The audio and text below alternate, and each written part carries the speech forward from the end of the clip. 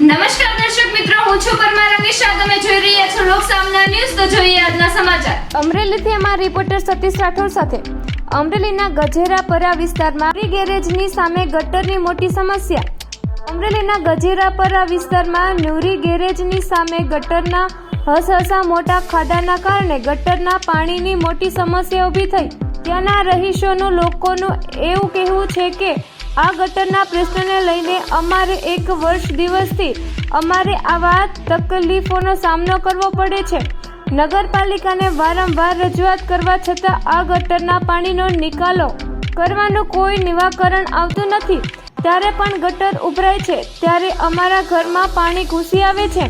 ત્યાંના લોકોનું એવું કહેવું છે કે અમારે આ પરેશાનીઓ જલ્દીથી જલ્દી અંત આવે તેવી મીડિયા દ્વારા નગરપાલિકાને વિનંતી.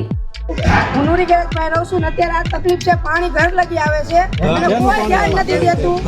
કોઈ ધ્યાન નથી દેતું. 2-3 વખત ફરિયાદ કરી પણ કોઈ ધ્યાન દેતું નથી. ગટરનું પાણી ઘરે છે અને પરિસ્થિતિ તમે જોઈ શકો છો. આખું ઘરમાં પાણી ભર્યું. નગરપાલિકામાં કોઈ રજૂઆત કરી? બધાને કરેલી છે. ભવા કાકાને કીધેલું છે, પ્રમુખને બધાને કરેલી છે. બધાને કરેલી છે. કારુભાઈ પાંચીના ઘરે હોજે અમે 10 વાગે આવીશું, કોઈ આવતું નથી. તમારા વોર્ડના સભ્યોને રજૂઆત કરી છે? બધાને કહીએ, બધા આવી ગયા, જોઈ ગયા અને પછી ભૂલી જાય છે બધા.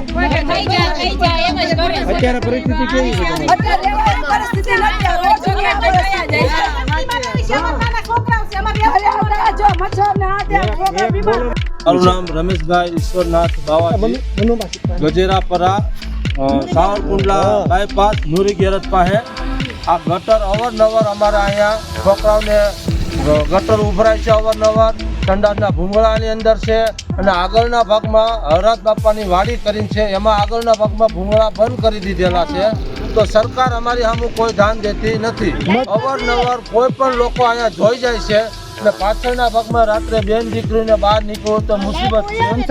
લાઇટ્યું નથી, નીચાણવાળો વિસ્તાર છે બરાબર. એટલે અમારે જો અત્યારે હાલની પરિસ્થિતિ એવી છે કે અમારે હાલવું છે. ઘરની બાજુમાં ખાડો છે. કેટલા અમારા ઘરની બાજુમાં ખાડો છે. ટ્રેક્ટર બી ગયો તો દેખાય નહીં એટલો ઊંડો ખાડો છે. આ કેટલા વર્ષ છે ખાડો?